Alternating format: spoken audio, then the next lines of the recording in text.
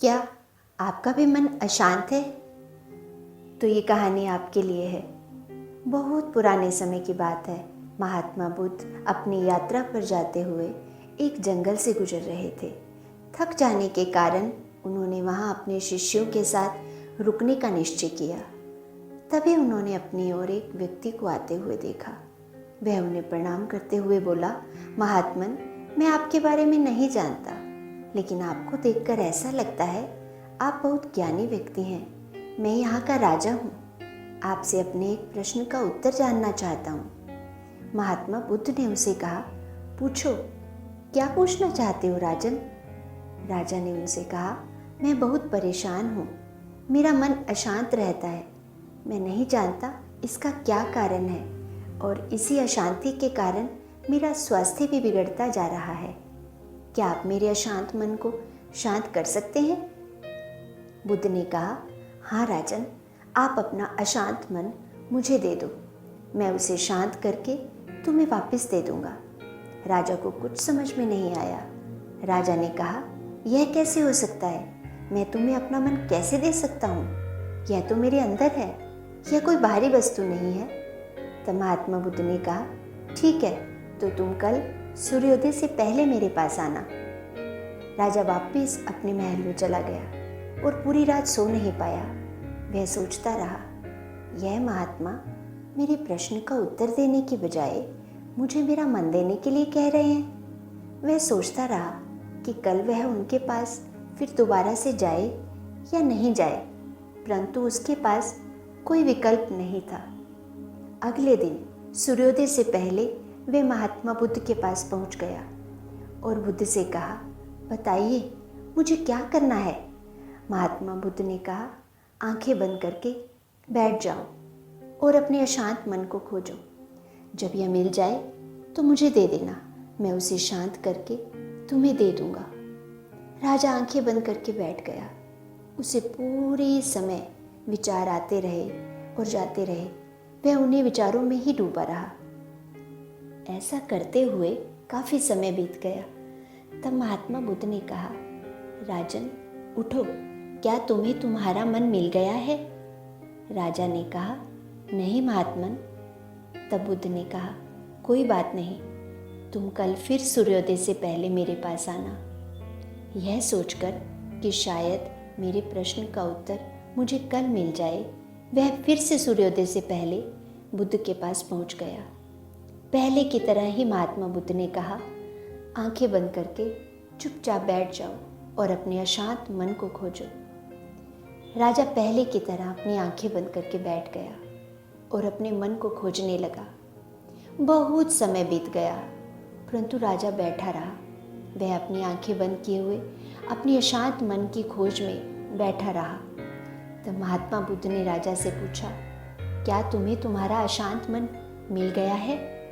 राजा ने सिर हिलाया और कहा, नहीं बुद्ध। बुद्ध ने कहा, कोई बात नहीं, कल फिर से आना। इस बार राजा अपने पहले के समय से भी जल्दी वहां पहुंच गया और बुद्ध से कहा, बताइए, क्या करना है मुझे? बुद्ध ने कहा, आंखें बंद करके पहले की तरह बैठ जाओ और अपने अशांत मन को खोजो। राजा आंखें बंद करके फिर से बैठ गया। उसके विचार आते रहे और जाते रहे। धीरे धीरे कुछ समय बाद वह पूरी तरह से इसमें खो गया। पूरा दिन बीत गया, पूरी रात बीत गई, परंतु उसने आंखें नहीं खोली। महात्मा बुद्ध ने कहा, राजन, उठो, क्या तुम्हें तुम्हारा अशांत मन मिल गया है? राजा ने कहा, नहीं, अशांत मन तो नहीं मिला, परंतु मुझे लगता है अब मेरा कोई प्रश्न ही नहीं है, मुझे कोई अशांति भी नहीं है। बुद्ध ने कहा, राजन, अब तुम्हें मेरे पास आने की कोई आवश्यकता नहीं है। अब तुम्हें बोध हो गया है, क्योंकि जिस मन की अशांति के लिए तुम मेरे पास आए थे, वह अशांति मन की नहीं, विचारों की थी। मन कुछ नहीं होता, ये विचार ही हमारे मन को बनाते हैं और हम अशांत हो जाते हैं। जब भी जीवन में अशांति हो, अपनी आंखें बंद करके बैठ जाओ और अपने विचारों को देखो। धीरे धीरे ये विचार बुलबुलों की तरह आएंगे और चले जाएंगे। उनमें उलझे बिना उन्हें आने दो और जाने दो। कुछ समय बाद यह पूरी तरह से समाप्त हो जाएंगे। अपने विचारों को उसी तरह से देखो जैसे एक नाव में बैठे हुए हम लहरों को देखते हैं। ऐसा करते हुए कुछ समय बाद तुम विचार शून्य हो जाओगे। इसी स्थिति को ही निर्विचार स्थिति कहते हैं। इसका अभ्यास करने से हम अपने मन पर विजय पा सकते हैं और विचारों से ऊपर उठ सकते हैं। यही स्थिति मनुष्य को अशांति से शांति की ओर ले जाती है।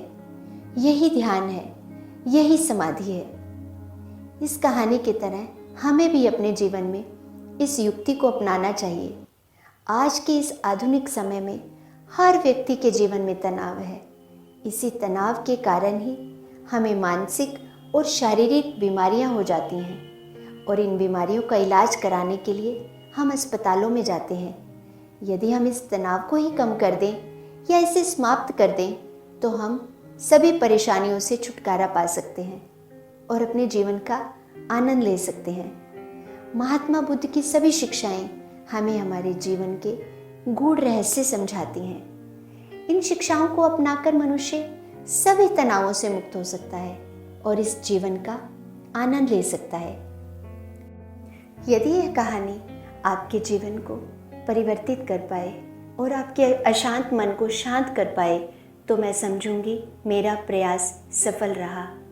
ऐसी ही और कहानियाँ सुनने के लिए बने रहें हमारे चैनल आद्या मोटिवेशंस के साथ। आपके विचार कमेंट सेक्शन में आमंत्रित हैं। धन्यवाद।